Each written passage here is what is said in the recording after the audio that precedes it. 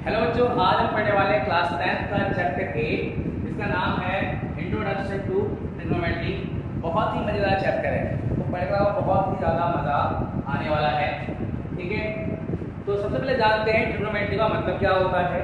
Trigonometry का मतलब है it is a branch of mathematics which provide relation between sides of right angle triangle and its angle। ये हमारे mathematics की एक बहुत ही इंटरेस्टिंग ब्रांच होती है, बहुत कह सकते हो आप, बहुत ही इंटरेस्टिंग साथ साथ बहुत ही इंपॉर्टेंट ब्रांच होती है। ठीक है, जिसका यूज क्या होता है, किसी राइट एंगल ट्राइंगल की साइड्स और उनके बीच के रिलेशनशिप को देखने के लिए उपयोग करते हैं इसका। ठीक है, ठीक। अब ट्राइंगल का बात करें तो जो इसमें जो मेन इंपॉर्टेंट पार्ट होगा किसका होगा, हमारा राइट एंगल ट्राइंगल का।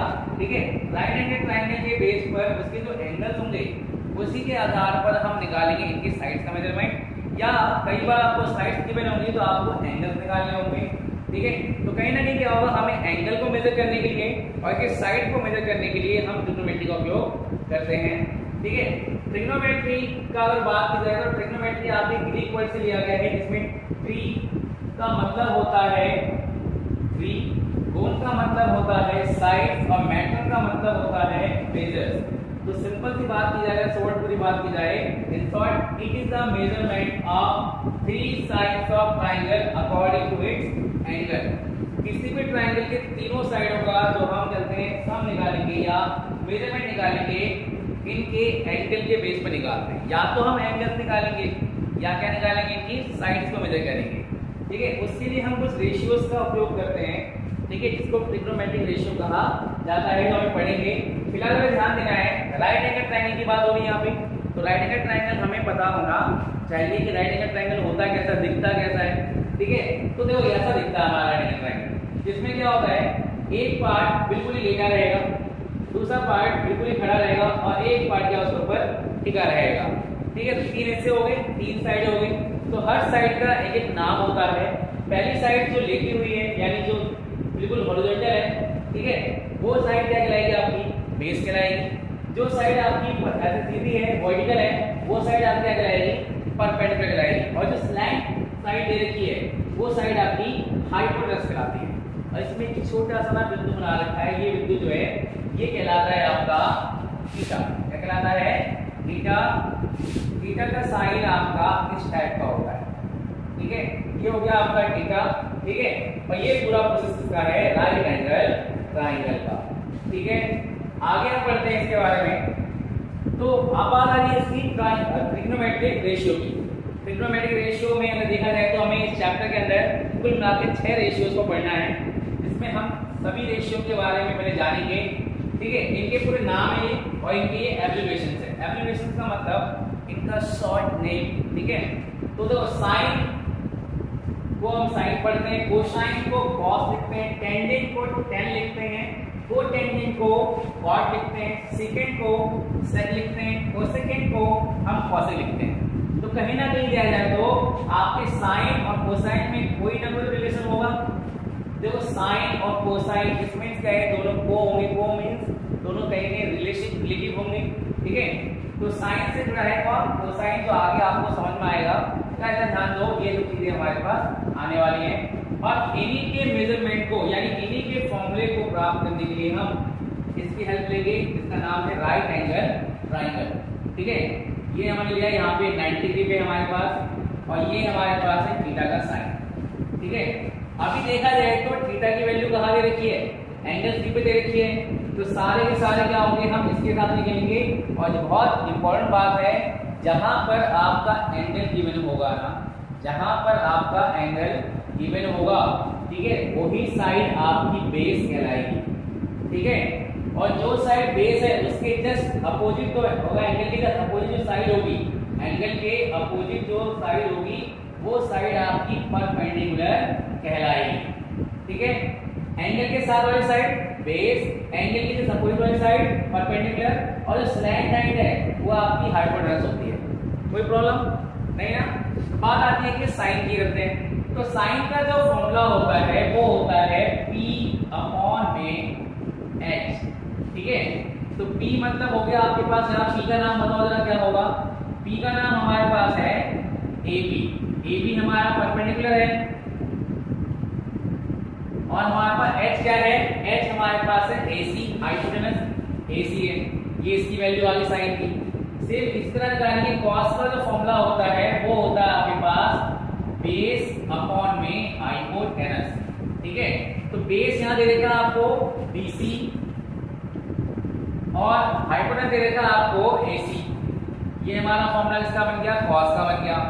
tan की बात करें तो tan क्या हो जाएगा आपका, tan होता है परपेंडिकुलर अपॉन में बेस। तो परपेंडिकुलर कितना है आपके पास, AB नाम है इसका और बेस का नाम है BC, ठीक है। cot का जो फॉर्मूला होता है वो होता है बेस अपॉन में परपेंडिकुलर। बेस आपको दे रखा है कितना, बेस आपके पास है BC और परपेंडिकुलर है आपके पास AB। सेक का फॉर्मूला होता है h अपॉन में बेस, हाइपोटेनस अपॉन में बेस। हाइपोटेनस आपके पास AC गिवन है और बेस आपका है BC। ऐसे कॉसेक की बात करेंगे, कॉसेक आपके पास इसका होगा फॉर्मूला हाइपोटेनस अपॉन में परपेंडिकुलर, ठीक है। तो हाइपोटेनस आपके पास AC दे रखा है और परपेंडिकुलर आपका दे रखा है कितना, AB। ये हमारे पूरे ट्रिग्नोमेट्रिक रेशियो की फॉर्मूले तैयार हो गए। इसको सिंपल और यूनिक अगर आपको समझना है, एक फॉर्मूला बन जाता है P, सिंपल बनाया जाए तो P अपॉन में H B, ठीक है। तो P अपॉन H यहां बनाएंगे तो P पे आता है साइन, cos P पे आता है cos, इस पे आता है tan, ठीक है। फिर यहाँ नीचे आपका cot होता है, फिर ये होता है sec और ये होता है आपका cosec, ठीक है। तो सिंपल फॉर्मूला क्या हो गया, साइन का फॉर्मूला हो गया P अपॉन में H परपेंडिकुलर अपॉन में हाइपोटेनस, cos का फॉर्मूला हो गया बेस अपॉन में हाइपोटेनस, tan का फॉर्मूला हो गया परपेंडिकुलर अपॉन में बेस। cot जस्ट का अपोजिट होगा, cot जो होता है tan का अपोजिट होगा। देखो cot का फॉर्मूला हो गया बेस अपॉन में परपेंडिकुलर, sec का फॉर्मूला हो गया हाइपोटेनस अपॉन में बेस, cosec का फॉर्मूला हो गया हाइपोटेनस अपॉन में परपेंडिकुलर। तो इन तीनों चीजों के बाद देखी जाए तो क्या निकल के आता है कि sin का जस्ट इनवर्स कौन होता है आपका, cosec, cos का इनवर्स होता है sin sec और tan का इनवर्स होता है cot। तो ये कहानी यहां से आती है कि sin इक्वल में आपको होता है 1 अपॉन cosec, है ना। और इसका हम लिख सकते हैं क्या, जो cosec होगा वो 1 अपॉन sin का होगा, ठीक है। फिर यही बात अगर मैं लिखूं cos की बात, कि cos की वैल्यू क्या होगी, इस तरह बताओ। cos होगा क्या आपके पास, cos होगा 1 अपॉन में sec, इनवर्स हो जाएगा ना। तो ऐसे sec का क्या हो जाएगा, sec हो जाएगा 1 अपॉन cos। tan का जो फॉर्मूला बनेगा tan आएगा 1 अपॉन cot। वैसे cot कितना आएगा आपका 1 अपॉन में tan, ठीक है। ये कहानी अगर समझ में आ रही है तो यही हमारा पार्ट है पूरा इंट्रोडक्शन का। और हाँ बच्चों, एक और इम्पोर्टेंट बात है जो जानने वाली आपकी, कई बार क्या होता है हमें एंगल्स के बारे में जानकारी के लिए, जैसे कि मान लो ये एक फिगर है और एक फिगर ये दे रखा है, ठीक है। अब यहाँ पे भी लिखा है ABC, ये भी एक ABC राइट एंगल ट्राइंगल है और ये भी आपका ABC राइट एंगल ट्राइंगल होगा, ठीक है। यहाँ पर 90 डिग्री बन रही है और साथ साथ यहाँ पे भी क्या बन रहा है आपका 90 डिग्री का एंगल बन रहा है, ठीक है।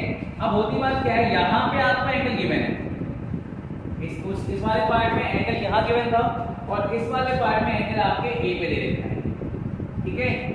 मैंने आपको बताया था जहाँ पे एंगल होता है वही वाली साइड कौन सी होती है, हमारी बेस होती है। जहाँ पर एंगल होता है वो साइड कौन सी होती है, आपकी बेस होती है। और एंगल के जस्ट अपोजिट साइड जो होती है वो आपकी परपेंडिकुलर कहलाती है, ठीक है। और ऐसे ही अगर मान लो यहाँ पे एंगल दे रखा है तो ये क्या कहलाएगा आपका, ये बन जाएगा आपका बेस। और इस एंगल की जस्ट अपोजिट साइड जो होगी वो कौन साइड होगी, आपकी परपेंडिकुलर होगी, ठीक है। परपेंडिकुलर आ गया आपके पास। हाइपोटेनस में कोई बदलाव नहीं होगा, हाइपोटेनस आपका जैसा था वैसा ही रहेगा, उसमें कोई बदलाव नहीं होगा। केवल और केवल क्या चेंज हो रहा है आपकी केवल और केवल चेंज हो रही है बेस में और परपेंडिकुलर के अंदर। हाइपोटेनस बिल्कुल सेम रहेगा, केवल और परपेंडिकुलर और बेस में ही बदलाव हो रहा है। जहां पर एंगल वहां बेस, एंगल के अपोजिट परपेंडिकुलर, जहां पे एंगल वहां बेस, उसके एंगल के जस्ट अपोजिट क्या होगा आपका परपेंडिकुलर। तो यहाँ पे जो साइन की वैल्यू आएगी, मतलब जितने भी ट्रिग्नोमेट्रिक रेशियोज आएंगी उनकी वैल्यू में बदलाव आएगा। क्या आएगा? बदलाव आएगा। जैसे मान लो सपोज करते हैं हम कि ये हमारे हाइपोटेनस दे रखी 5 सेंटीमीटर, परपेंडिकुलर दे रखा है 4 सेंटीमीटर और बेस दे रखा है 3 सेंटीमीटर। ठीक है, तो यही कहानी यहाँ पे भी 4 ये होगा, 3 ये होगा और 5 ये होगा। साइड में चेंज नहीं आया है, केवल एंगल में चेंज आया है। कहीं आप सोचो कि भाई साइड भी तो बदलनी चाहिए, नहीं, साइड वैसे तो फिगर वही है बिल्कुल जैसे था ABC, फिगर में कोई चेंज नहीं आया, बस एंगल में ही बदलाव आया है। और जब एंगल बदलेगा तो उनकी ट्रिग्नोमेट्रिक रेशियो भी क्या होगी? बदल जाएगी। जैसे यहाँ पे जो नाम आएगा क्योंकि होगा आपका जो एंगल है वहां पे एंगल जो आपको दे रखा है वो एंगल सी है। ठीक है, एंगल सी दे रखा है, जो भी दिया आपको, तो आपके पास जो साइन की वैल्यू आएगी, साइन, कॉस, टेन, कॉट, सेक, कॉसेक, ऐसा करते हैं, इसको लाइन से लिखते हैं, सबसे अच्छा रहेगा क्योंकि आप जल्दी समझ भी जाओगे कि साइन का उल्टा कॉसेक होता है ना, और कॉस का उल्टा क्या होता है? सेक होता है, और टेन का उल्टा कॉट होता है। ठीक है, तो साइन क्या बन जाएगा आपका? साइन होता है आपका, साइन होता है क्या? याद रखो, साइन होता है P/H। तो हमने यहाँ पे लिया क्या है? हमारा एंगल बन रहा है किसके ऊपर? हमारा जो एंगल बन रहा है साइन C, कॉस C, ठीक है, sine C, cos C, tan C, क्योंकि एंगल C पे है इसलिए साइन C लिखेंगे, कॉस C और tan C लिखेंगे। ये होता है P/H। तो बेटे P कितना है हमारे पास? P दे रखा है हमारे पास 4 और H दे रखा है 5, तो tan की वैल्यू होगी 4, रेशियो 5/4/5। cos C क्या होगा आपका? cos C होता है बेस अपॉन में हाइपोटेनस। तो बेटे बेस कितना है? बेस आपका 3 है और हाइपोटेनस आपका 5 है। tan C की बात करें, tan C होगा P/B। तो परपेंडिकुलर दे रखा है आपको 4 और बेस दे रखा है 3।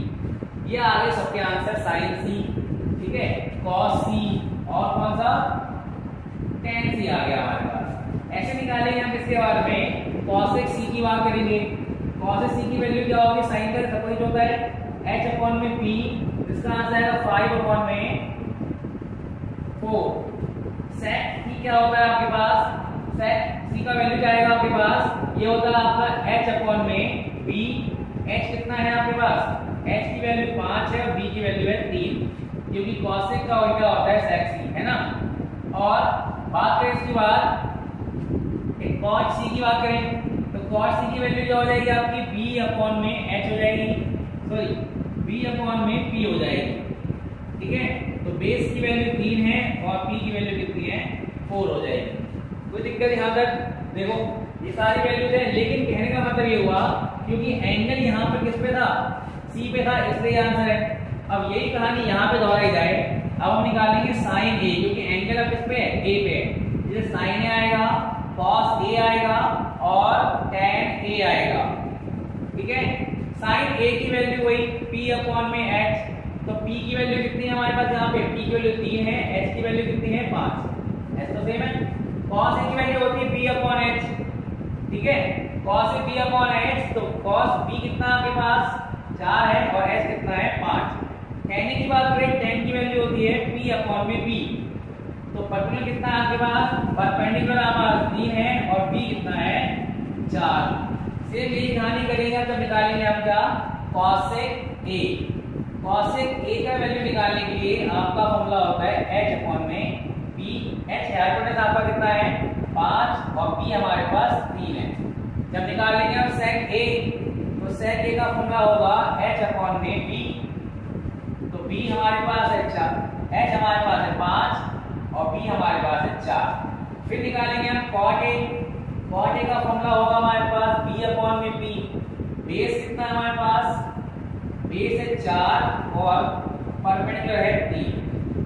ठीक है, तो ये बात आपकी क्लियर करती है कि हाँ अगर एंगल चेंज होगा तो रेशियो में भी चेंज आएगा, लेकिन साइड में बदलाव नहीं आएगा, इतना ध्यान रखना। ठीक है, एंगल चेंज होगा तो रेशियो में बदलाव आएगा, लेकिन साइड्स में बदलाव नहीं आएगा। क्लियर।